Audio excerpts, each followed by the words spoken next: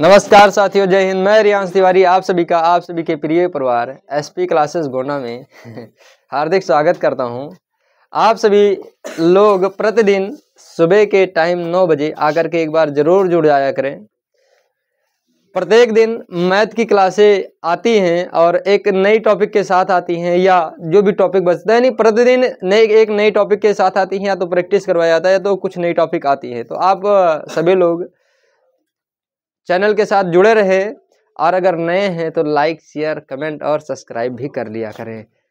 अगल बगल दिख रहा होगा, ठोक दिया करें उस पर बढ़िया से बजा के, घंटे वंटे बजा लिया करें, जिससे अगली क्लास भी तुम्हारे पास पहुंच जाया करे। तो आज की जो क्लास है, जिसे पावर एक्सपोनेंट यानी जो घातांक हैं, करणीय हैं, इन सब के बारे में थोड़ा जाना जाएगा। और पावर एक्सपोनेंट यानी में जो क्या नाम है, जो घातांक आते हैं, घातांक के ये हैं घातांक के नियम जो यहाँ पे लिखे हुए हैं, और इस पे लगवाया जाएगा सवाल। क्या लगवाया जाएगा? अब घातांक के नियम यानी जो कहना लॉ ऑफ इंडिसेस है, इसके बारे में पहले तो नियम जानो अच्छे से कि नियम होता क्या है, काम इस पे करना कैसे है। जैसे ये तो फार्मूला है, क्या है, जो कि तुमको पता होना चाहिए। सभी बच्चे को क्या होना चाहिए, पता होना चाहिए। देखो भैया, डिजिटल बोर्ड है ना, है कि नहीं, कि ऐसे सरकारी ऐसे आई है कि नहीं बच्चा। तो डिजिटल बोर्ड तो है नहीं, तो यहाँ थोड़ा टाइम लगता है लिखने में, लंबा हो जाता है, इसीलिए पहले से लिखा हुआ है। और बाकी जो क्वेश्चन आएंगे किया जाएगा, इंतजार करो, इंतजार, वाह भाई, टेंशन ना लो, समय का इंतजार करो, जल्दी में आएगा। तो जब वो आएगा तब ऐसे सरकाई दिया करो, है कि नहीं भैया। ऐसे सरकाई वैसे देख लो, इसको ले लो स्क्रीनशॉट, बंद करो, चलो चलते हैं इस पे अगले पे। क्वेश्चनों ऐसे सरकाई लिया करेंगे, वहीं लगा देंगे, लिखना नहीं पड़ेगा कुछ भी, है कि नहीं। तो अभी लिखना पड़ता है, तो थोड़ी मेहनत ज़्यादा करनी पड़ती है। तो इन चीज़ों पे मेहनत कुछ ज़्यादा ही हो जाती है, तो समय भी ज़्यादा लग जाता है। जब उसमें लिखेंगे, लिख के करेंगे, तो समय अपने आप ज़्यादा बीतता चला जाएगा, जिससे आपका भी नुकसान होता है और हमारा भी नुकसान होता है।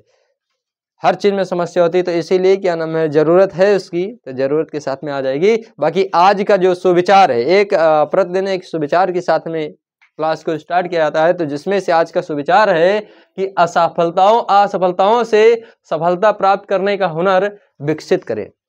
यानी असफलता यानी हार जो होती है, क्या होता है, हार। तो असफलताओं से सफलता प्राप्त करने का हुनर विकसित करें।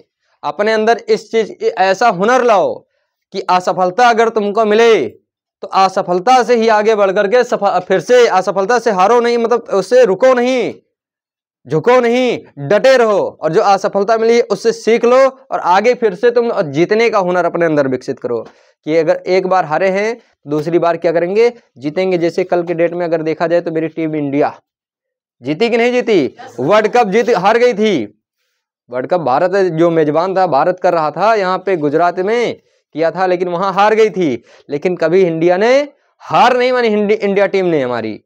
और हार जब नहीं मानी, लगातार चैंपियंस ट्रॉफी क्या नाम 2024 का भी जीती, 2025 का भी, यानी क्या नाम है, वर्ल्ड कप हार गई थी, वर्ल्ड कप, लेकिन चैंपियंस इंडिया ही बनी।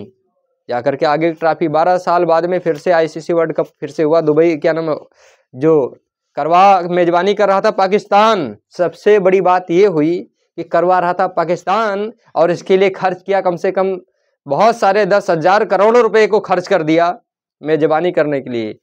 और सबसे अच्छी बात क्या है पता है, अंतिम समय में भारत फाइनल में पहुंच गया, और जिसके कारण पाकिस्तान में मैच ही नहीं हुआ। अब पाकिस्तान में मैच नहीं हुआ, फाइनल मैच पाकिस्तान में ना होकर के दुबई में हुआ। कहां पे हुआ?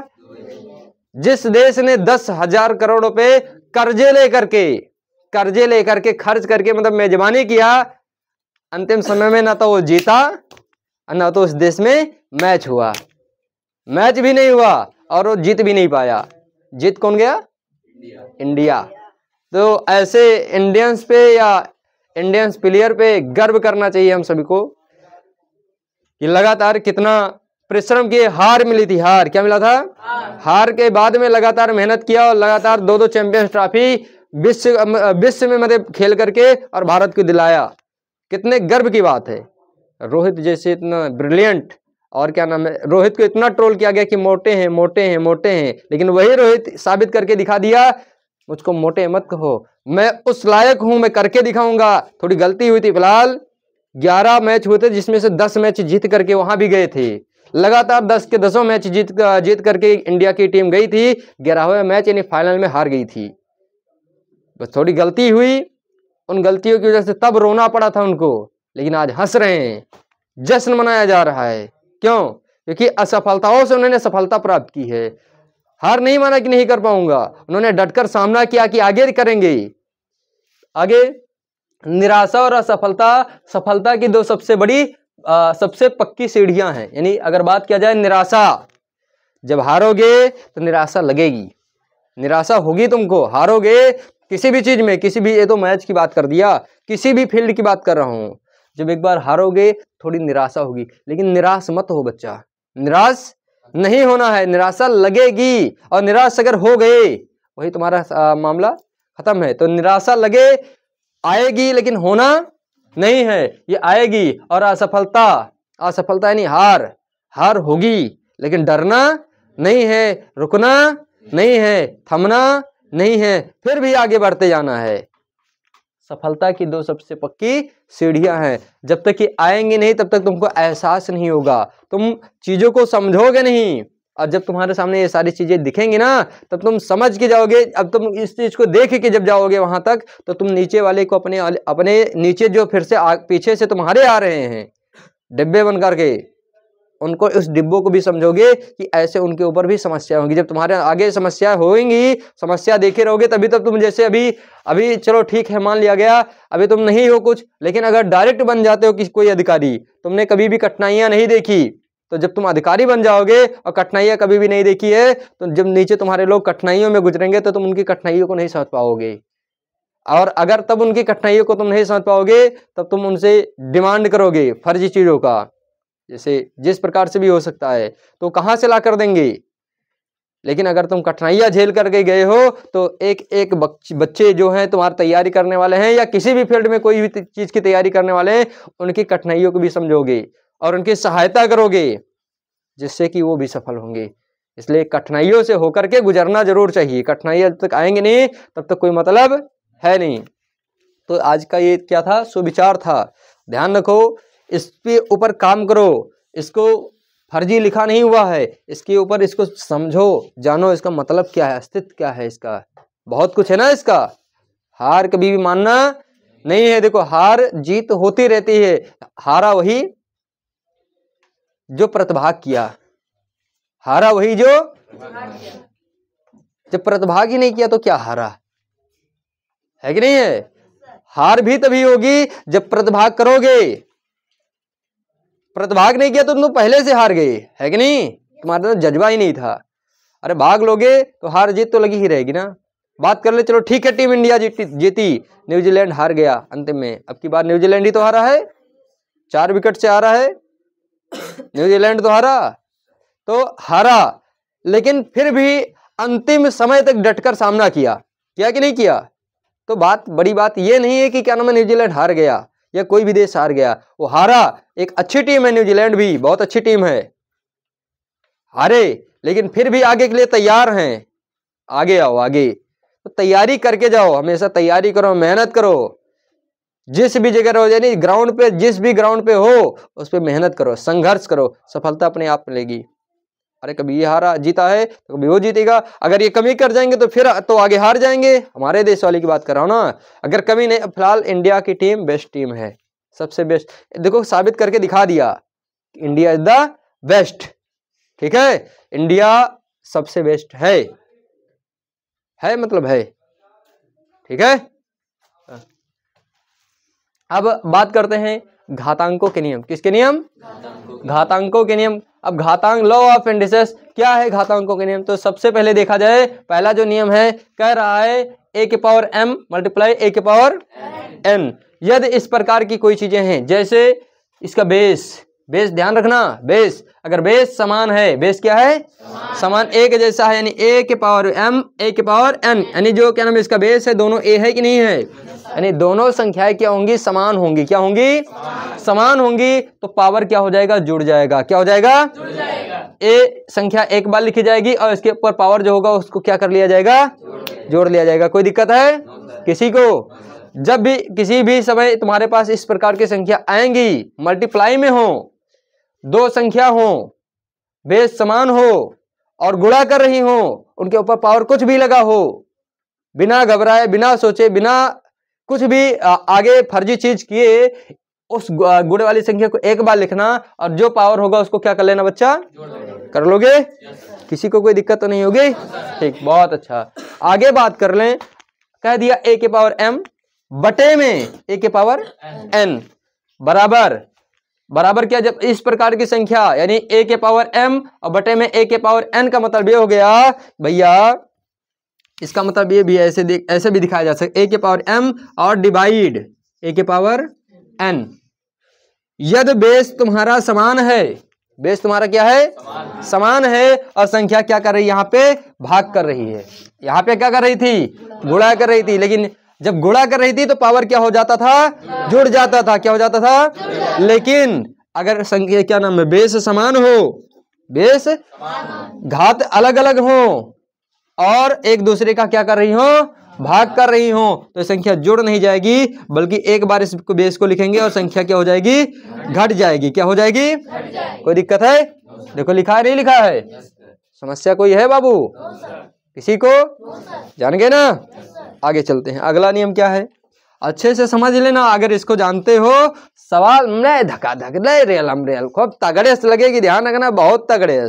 स्पीडिया पता नहीं कहाँ चलेगी, ट्रेन अगर 100 चलती होगी तो तुम 200 चलोगे, समझ में आया? लेकिन अगर ये पता होगा तब, यूज करना जानते होगे तब, नहीं तो नानी भी याद आ जाएंगे, टच भी नहीं कर पाओगे इसको कोई भी। ध्यान रखना बच्चा, है कि नहीं? लगाओगे लेकिन गलत आएगा। अगला है, कह रहा है a के पावर m और इसका भी पावर n, इस प्रकार से संख्या दिया, a के पावर m और उसका भी पावर n। अगर कोई भी संख्या है वर्ग में है, किस में है, और उसके बाद में उसका भी क्या नाम वर्ग में है या क्यूब में, जिसमें भी है, ठीक है। अब ये एक यानी पावर में है संख्या, किसमें है, कोई संख्या थी जिसका कुछ पावर था और फिर उसका भी कुछ पावर है, उसका भी कुछ पावर है। जब इस प्रकार की संख्या होगी तो ये संख्या ऐसे जैसे ऐसे लिखी जाएगी, ठीक है। और उसके बाद में जो ये पावर है ना, ये एक दूसरे का क्या किया करेगा, गुणा कर जाएगा, a के पावर mn, a के पावर। अब जो आएगा गुणा करने के बाद वो a के पावर होगा और a का गुणा उतनी बार करा देना, तुम्हारा आंसर आ जाएगा। कोई दिक्कत है कोई समस्या?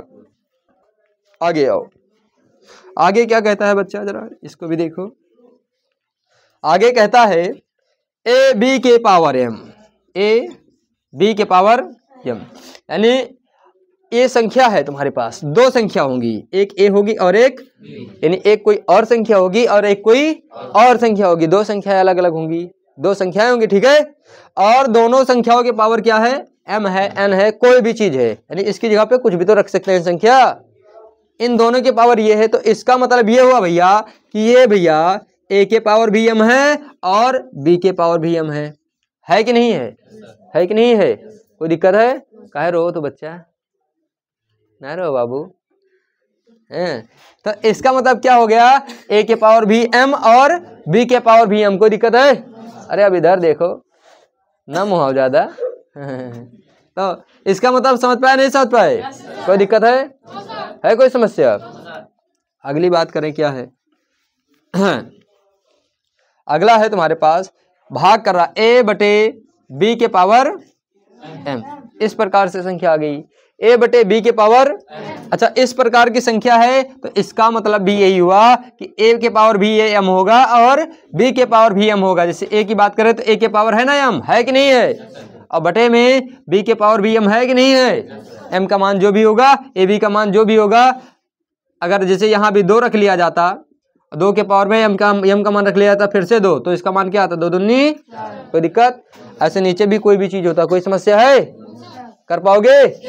बहुत अच्छा, अरे वाह, कर जबक टुकड़ा हो तो लोग यार, जीवा जीत लिए था। हाँ, लागत है कि हमारे पास ना रही तो हरे सबके पास चला जाए। खींच लो। अगला है 1/, a के पावर क्या बच्चा है, m, 1/a के पावर m, क्या है 1/a की पावर m। अगर इस प्रकार की संख्या है, जब इस प्रकार की संख्या भैया तुम्हारे पास होगी, जैसे अभी ऊपर वाला किया तो ऐसे ही होगा 1 के पावर में m बटे में a के पावर में m। होगा कि नहीं होगा? होगा कि नहीं होगा? यहाँ बच्चा 1 है, क्या है, और 1 के पावर में कुछ भी होगा वो 1 ही आएगा। क्या आएगा? 1 के पावर में कुछ भी होगा वो क्या आएगा? 1 ही आएगा। तो आगे क्या लिख देंगे? 1/a के पावर में m। कोई दिक्कत है कोई समस्या? आगे कोई समस्या यहाँ तक, मतलब यहाँ तक में कोई दिक्कत है बच्चा है? अच्छा, यहाँ तक ये आया कि नहीं आया? अगर आगे इसको जैसे यहाँ लिखा हुआ है a के पावर माइनस m, लिखा कौन में रखा है कि नहीं? कहोगे नहीं कहोगे? जरा इसको भी देखो। आगे अगर इसको सॉल्व करो, जैसे यहाँ 1 है, a भाग कर रहा है भाग, ऊपर ले जाएंगे क्या करेगा? गुणा करेगा। क्या करेगा? ऊपर ले जाने क्या करेगा? गुणा करेगा। क्या करेगा? अच्छा, यहाँ अगर माइनस में होगा तो ऊपर जाएगा, क्या हो जाएगा? अच्छा, नीचे प्लस में होगा तो ऊपर जाके क्या हो जाएगा? क्या हो जाएगा? तो यहाँ प्लस में था कि नहीं था पावर? ऊपर जाएगा क्या हो जाएगा? a के पावर माइनस m। होगा कि नहीं होगा?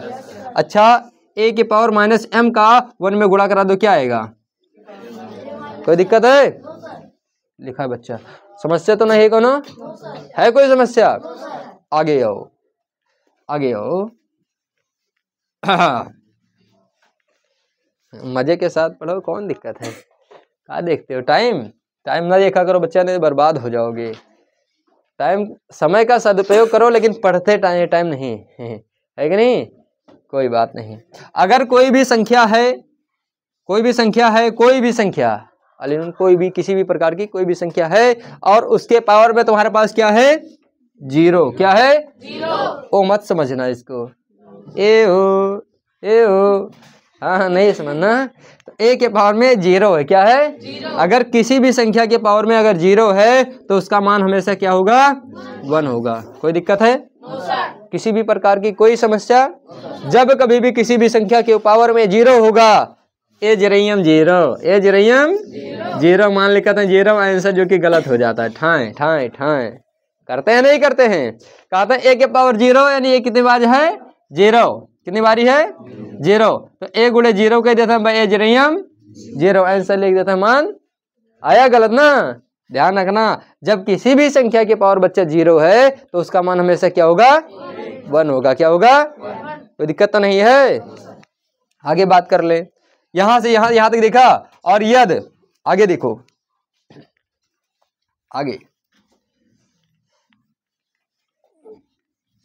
आगे है भैया a के पावर m बराबर में a के पावर संख्या बेस समान है। बेस क्या है? बेस क्या है?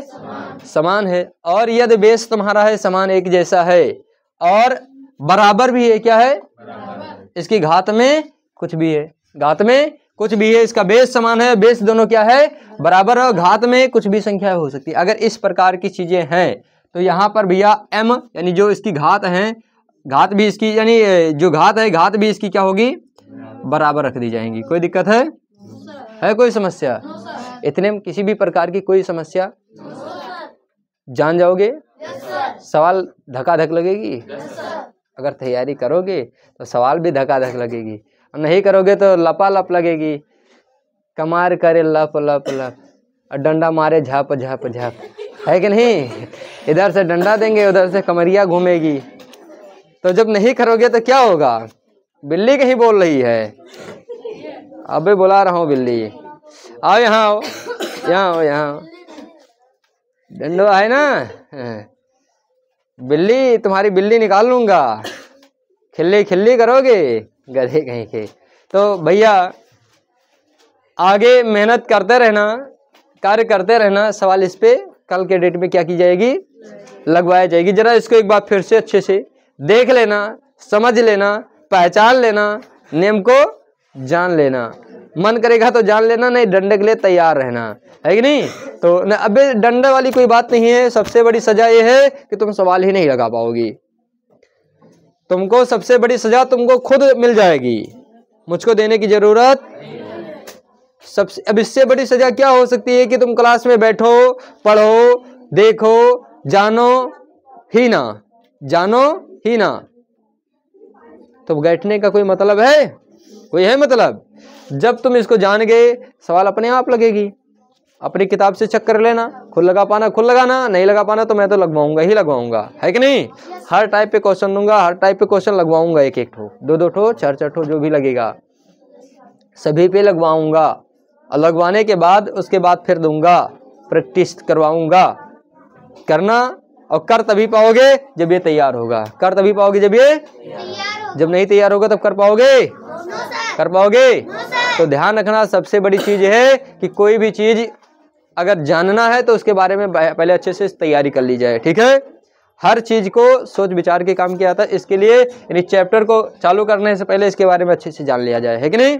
अगर जान जाएंगे तो सवाल भी धकाधक रेलम रेल ठेलम ठेल जैसे जैसे लगनी होगी बढ़िया से लगती जाएगी। अगर इसको नहीं जानेंगे तो एक भी नहीं लगेगी, मतलब नहीं लगेगी। तुम चाहे जितना कूद लो, चाहे कितना फांद लो, अभी भी लगने वाली नहीं है। इसी के साथ जय हिंद, जय भारत, जय एसपी क्लासेस, जय गोंडा वाले।